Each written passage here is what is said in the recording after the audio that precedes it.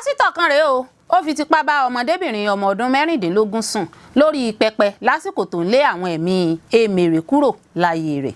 Àwọn ọmọ ogun sọ́jà àti àwọn ikọ̀ ológun orí omi gbéná wojú ara wọn nípínlẹ̀ Bayelsa lásìkò àbẹ̀wò Tinubu. Iléeṣẹ́ ológun orí omi ti nawọ́ gán àwọn òṣìṣẹ́ náà tó lọ́wọ́ nínú wàhálà rògbòdìyàn ọ̀hún. Àṣírí tú o, ìjọba Nàìjíríà kéde orúkọ àwọn afurasí tó ran ìgbésùnmọ̀mí lọ́wọ́. Èèyàn 5 farapa bí ikọ̀ ọlọ́pàá ṣe gbéná wojú àwọn agbébọn nípínlẹ̀ Zamfara. Ọ̀gágun Brahma táwọn agbésùnmọ̀mí ṣekú pa pẹ̀lú àwọn ọmọ ogun mìíràn ní Borno ká wa lára o. Tinubu kẹ́dùn pẹ̀lú ẹbí àwọn tó ṣubú lójú ìjà náà. Àwọn agbébọn tún pa ọ̀dọ́ l'Ondo, aráàlú fi ẹ̀hónú hàn. Olórí Olúwaṣìndáráyọ̀ nínú ayé tèmi ni oníròyìn yín. Ẹ gbọ́ àtúpalẹ̀ àwọn ìròyìn náà lẹ́kùnrẹ́rẹ́. Ẹ káàbọ̀ sí ìkànnì Drive TV.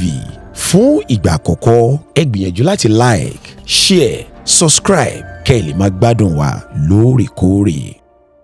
Pásítọ̀ kan rèé o ó fi tipátipá bá ọmọdébìnrin ọmọ ọdún mẹ́rìndínlógún 16 sùn lórí pẹpẹ lásìkò tó ń lé àwọn ẹ̀mí èmèrè kúrò láyé rẹ̀ oríṣiríṣi.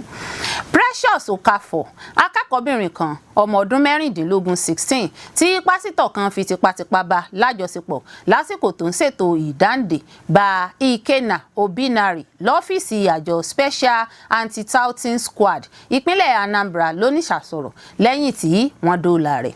Ọmọ náà lásìkò tó ń sọ̀rọ̀ ó ní láti Amichi níjọba ìbílẹ̀ gúúsù Nnewi nípínlẹ̀ Anambra lòun ti wá. Èkó lòun gbé ṣùgbọ́n tí wọ́n mú òun padà lọ abúlé lóṣù kọkànlá ọdún 2025 nípasẹ̀ àǹtí rẹ̀ fún ètò ìdáǹdè pàtàkì. Ṣáájú kóhun tó padà lọ sí ìlú abínibí ó ní ọmọ akẹ́kọ̀ọ́ SS1 lòun nígbà náà. Ajínrere Dozie Ezani lórúkọ pásítọ̀ náà tó sì tún jẹ́ olùdarí iléeṣẹ́ ìránṣẹ́ Jesus is on Top Ministry ní Amichi níjọba ìbílẹ̀ Nnewi nípínlẹ̀ Anambra nígbà tí wọ́n tàkòtò ìbéèrè sí ọmọbìnrin náà wípé ṣé ó bá ìyàwó pásítọ̀ náà lákòókò ọ̀hún. Ó ní bẹ́ẹ̀ ni òun bá ìyàwó àti àwọn ọmọ. Ó ní inú yàrá kan náà lòun sùn pẹ̀lú àwọn ọmọ pásítọ̀ ọ̀hún lálẹ́ ọjọ́ náà. Lásìkò tóun sùn ni pásítọ̀ náà wọlé sínú yàrá náà tó sì bẹ̀rẹ̀ sí ní fọwọ́ kan òun ṣùgbọ́n tóun gba ọwọ́ rẹ̀ dànù. Lẹ́yìn ọ̀pọ̀lọpọ̀ ìgbìyànjú ó padà kúrò nínú yàrá. Lẹ́yìn náà lòun gbọ́ tí ìyàwó rẹ̀ ń bi léèrè pé níbo ló wà látìgbà yìí tó sì sọ fún ìyàwó rẹ̀ pé òun lọ wo àwọn ọmọ tó sùn nínú yàrá.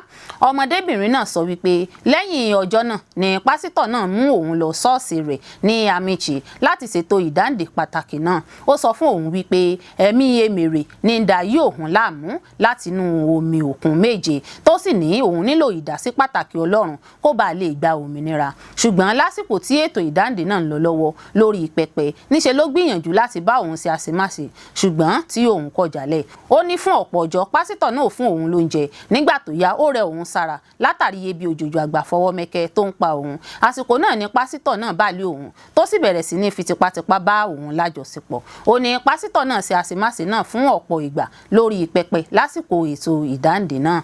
Ọmọdébìnrin náà ní níṣe ni pásítọ̀ náà máa ń bá òun lòpọ̀ ní ṣọ́ọ̀ṣì àti lóko nǹkan ọ̀sìn rẹ̀ ní ìgbà yòówù agbègbè ìlú ìjọba ìbílẹ̀ Agwata. Ó ní pásítọ̀ náà ní kí àwọn èèyàn jìnnà rere sí òun tó sì sọ pé àwọn ẹ̀mí èmèrè ń yọ òun lẹ́nu. Ó dúnkokò mọ́ òun wípé tóun bá sọ fún ìyàwó òun tàbí ẹnikẹ́ni nípa àṣemáṣe tí òun ṣe òun yóò ṣekú pa òun. Ọmọdébìnrin náà ní òun kò ní ẹni tí òun yóò kọjú sí fún ìrànlọ́wọ́ kò sì sẹ́ni tó fẹ́ dá sí òun torí irọ́ tí pásítọ̀ ti pa fún gbogbo èèyàn káàkiri. Nígbà tí wọ́n bi Precious náà léèrè wípé ṣé ó gbìyànjú láti pe àǹtí rẹ̀ tó mú un wá sọ́dọ̀ pásítọ̀, ó ní òun kò ní ẹ̀rọ fóònù ìbánisọ̀rọ̀ tí òun fi lè kàn sí ẹnikẹ́ni. Kódà òun kò láǹfààní láti pe àǹtí òun tó mú òun wá. Ó ní àǹtí náà kò wo ẹ̀yìn òun wò rárá bó ti wù kó mọ̀. Ó ní òun kò ráyè mórí bọ́ nítorí pé pásítọ̀ náà dí gbogbo ọ̀nà láti má bàa kúrò àyàfi ìgbà tí àwọn bá lọ sí ilé ìjọsìn tàbí oko nǹkan ọ̀sìn.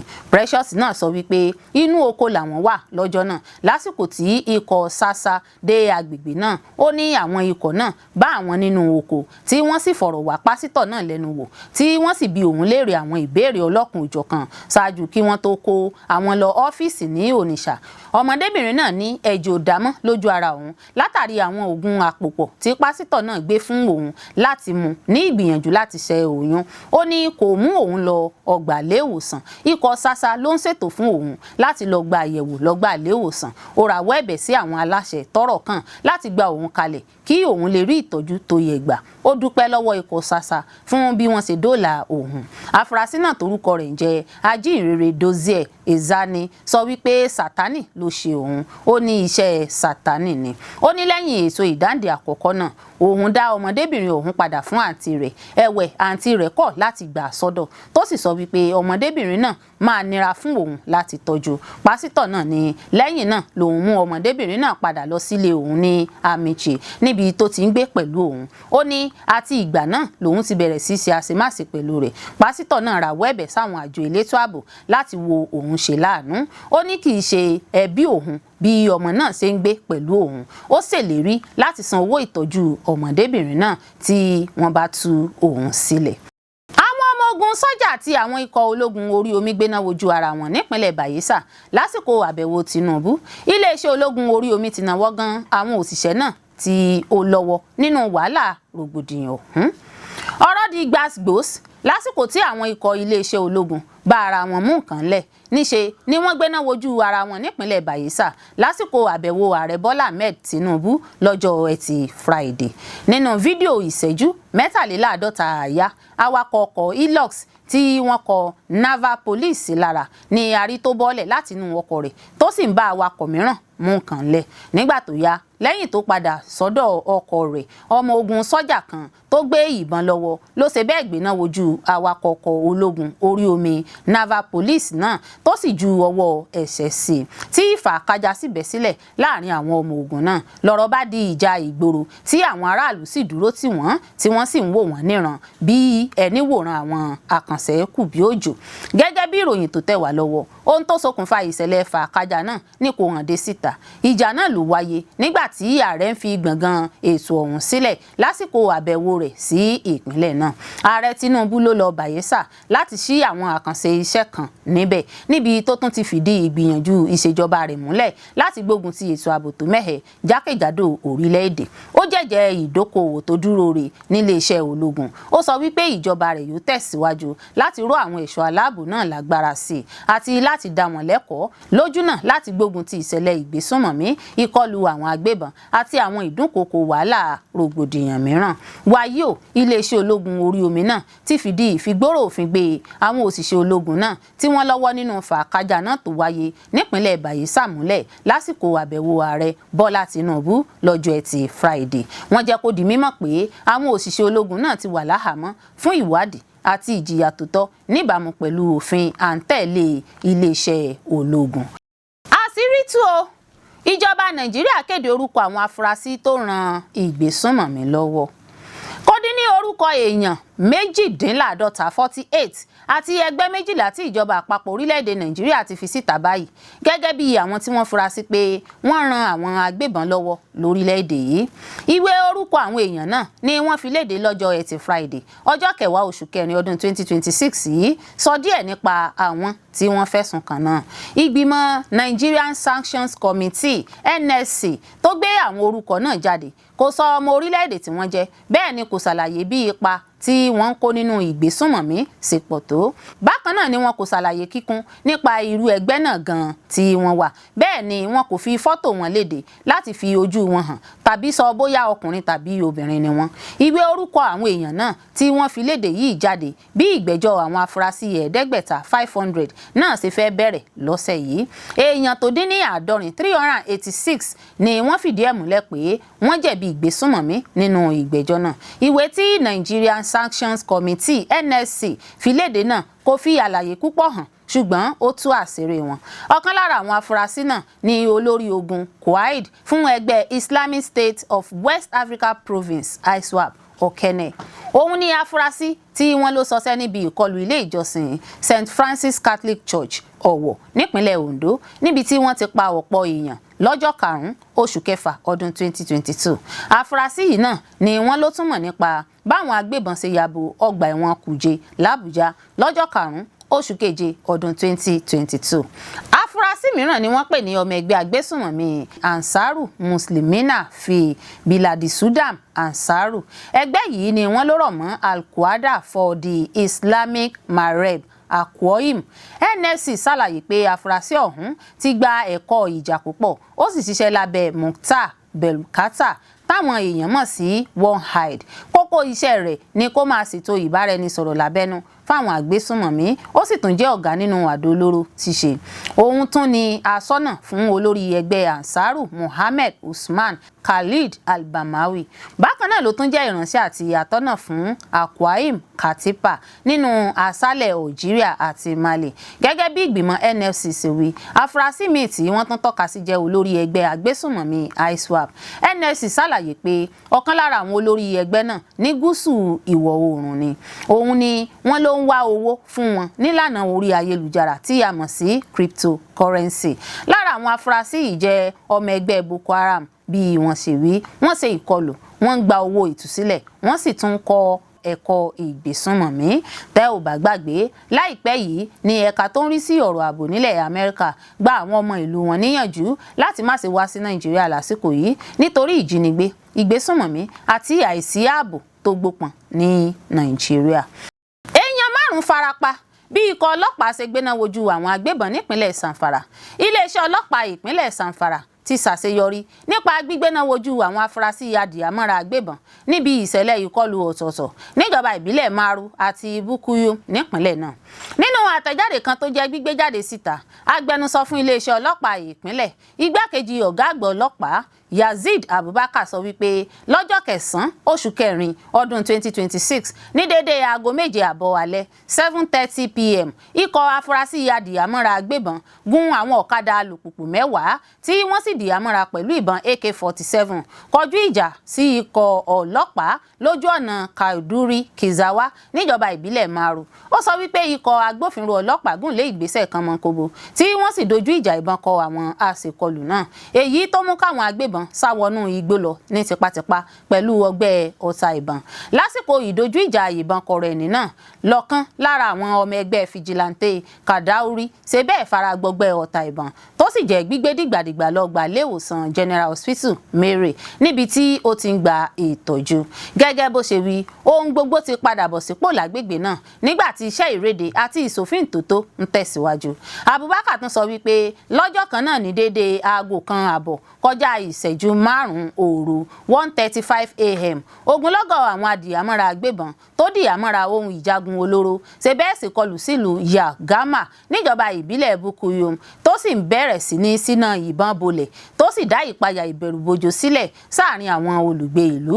Abubakar tẹnumọ́ pé iléeṣẹ́ ọlọ́pàá ìpínlẹ̀ náà sì ní ìfarajìn síbẹ̀ nípa dídáàbòbò àwọn ẹ̀mí àti dúkìá èèyàn ìpínlẹ̀ náà. ó rọ àwọn aráàlú láti tẹ̀síwájú nípa gbígbárùkù ti àwọn àjọ elétò ààbò pẹ̀lú àlàyé àti ìtanilólobó tó yẹ lásìkò.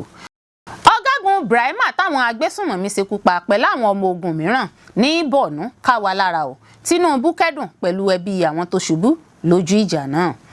àwọn agbésùnmọ̀mí ṣekú pa ọ̀gágun Hosseini Omar Brahima àtàwọn ọmọ ogun míì ní Benin-Seke ní ìjọba ìbílẹ̀ Kaga nípínlẹ̀ Borno lọ́jọ́bọ̀ Thursday ọjọ́ 9 oṣù kẹrin ọdún yìí. ọ̀gágun Brahima ní olórí ikọ̀ ọmọ ogun 29 Task Force Brigade ní Benin-Seke. ohun tí a gbọ́ ni pé lójijì làwọn agbésùnmọ̀mí ọ̀hún ya wọ ibùdó àwọn ọmọ ogun náà tí wọ́n sì bẹ̀rẹ̀ sí ní yìnbọn. ọ̀kan lára àwọn olórí agbègbè náà, Zana Lawan Ajimi, sọ fún BBC pé ọ̀gágun Brahima wà lára àwọn ọmọ ogun táwọn agbésùnmọ̀mí ọ̀hún ṣekú pa lásìkò ìkọlù náà. ọ̀gágun Brahima ló bá ìṣẹ̀lẹ̀ náà lọ. gẹ́gẹ́ bí a ṣe gbọ́, àwọn ọmọ ogun náà gbìyànjú agbára wọn láti dá a padà fáwọn agbésùnmọ̀mí, àmọ́ omi tẹ̀yìn wọ ìgbín lẹ́nu. aráàlú kan náà kú lásìkò ìkọlù ọ̀hún nígbà tí àwọn mìíràn sì farapa. Benin-Seke àti Ngamdu làwọn agbésùnmọ̀mí náà ti ṣọṣẹ́. àwùjọ méjèèjì ọ̀hún ló sì wà lẹ́gbẹ̀ẹ́ ìjọba ìbílẹ̀ Kaga. àwọn ọmọ ogun náà pa àwọn àgbésùnmọ̀mí pàápàá jùlọ ní Ngamdu. Ẹ̀wẹ̀, agbẹnusọ fún iléeṣẹ́ ológun ọ̀gágun àgbà Michael Onucha sọ nínú àtẹ̀jáde kan tó fi síta pé ní nǹkan bíi aago 12 ààbọ̀ ọjọ́bọ̀ Thursday ní ìkọlù ọ̀hún ṣẹlẹ̀ ní Benin Seki. Ó ní bó tilẹ̀ jẹ́ pé àwọn ọmọ ogun ọ̀hún ṣekú pa àwọn agbésùnmọ̀mí lásìkò tí wọ́n ṣèkọlù sí ibùdó àwọn ọmọ ogun nípínlẹ̀ Borno lọ́jọ́rú Wednesday. Ọ̀gágun Onucha ní àwọn agbésùnmọ̀mí náà fẹ́ fipá ya wọ ibùdó ọmọ ogun 29 Task Force Brigade, àmọ́ àwọn ọmọ ogun kọjú wọn tí wọ́n sì da ìbọn bolẹ̀ gbéná wojú wọn. Onucha ní àwọn agbésùnmọ̀mí náà pẹ̀yìn dà nígbà tí àwọn ọmọ ogun kọjú ìjà sí wọn. Ọ̀gágun Onucha sọ pé olóògbé Brahima ló léwájú àwọn ọmọ ogun náà. Ó ní ó ṣe ní láàánú wípé àwọn ọmọ ogun kan bá ìṣẹ̀lẹ̀ náà lọ. Iléeṣẹ́ ológun kò tilẹ̀ dárúkọ àwọn ọmọ ogun tó ṣubú lójú ìjà náà, àmọ́ wọ́n fìdí ẹ̀ múlẹ̀ pé wọ́n ṣubú lójú ìjà. Kò tí ì sí ẹgbẹ́ agbésùnmọ̀mí tó sọ pé àwọn làwọn wà nídìí ìkọlù ọ̀hún. Olóògbé Uba tó ń ṣàkóso ikọ̀ ọmọ ogun Damboa ní Wajiko níbi táwọn agbésùnmọ̀mí ti ṣèkọlù náà. Ààrẹ Bọ́lá Ahmed Tinubu ti wá kẹ́dùn pẹ̀lú ẹbí àwọn ọmọ ogun tó kú lásìkò tí àwọn agbésùnmọ̀mí náà ṣe ìkọlù sí ibùdó wọn nípínlẹ̀ Borno. Tinubu fi ẹ̀dùn ọkàn rẹ̀ hàn nínú àtẹ̀jáde kan tí olùdámọ̀ràn rẹ̀ lórí ètò ìròyìn Báyọ̀ Nànúgà fi síta lórí ikú àwọn ọmọ ogun ọ̀hún. Ààrẹ lu àwọn ọmọ ogun tó ṣubú lójú ìjà náà lọ́gọ ẹnu fún ìwà akíkanjú tí wọ́n hù, èyí tí kò jẹ́ káwọn agbésùnmọ̀mí lé àwọn olùgbé agbègbè Benin Seki kúrò ní ibùgbé wọn. Nígbà tó ń kẹ́dùn pẹ̀lú iléeṣẹ́ ológun lórí ikú ọmọ ogun 29 Task Force Brigade Operation Adenkai, Ààrẹ Tinubu wá rọ àwọn adarí iléeṣẹ́ ológun wípé kí wọ́n má jẹ́ kí ìṣẹ̀lẹ̀ náà da omi tútù sí wọn lọ́kàn lórí ìgbìyànjú wọn láti ṣẹ́gun àwọn àgbésùnmọ̀mí. Ààrẹ ní ìjọba kò ní gbàgbé ìfarajìn wọn láéláé. Ìjọba yóò máa ṣàtìlẹ́yìn fún wọn ní gbogbo ìgbà lẹ́nu iṣẹ́ tí wọ́n ń ṣe fún orílẹ̀-èdè. Ó ní àwọn túbọ̀ máa pèsè àwọn nǹkan tí wọ́n bá nílò. Bẹ́ẹ̀ ni àwọn kò sì tún ní fi ọ̀rọ̀ ìgbáyégbádùn wọn lẹ́nu iṣẹ́ ṣeré rárá. Àwọn agbébọn tún pa ọ̀dọ́ l'Ondo, aráàlú fi ẹ̀hónú hàn.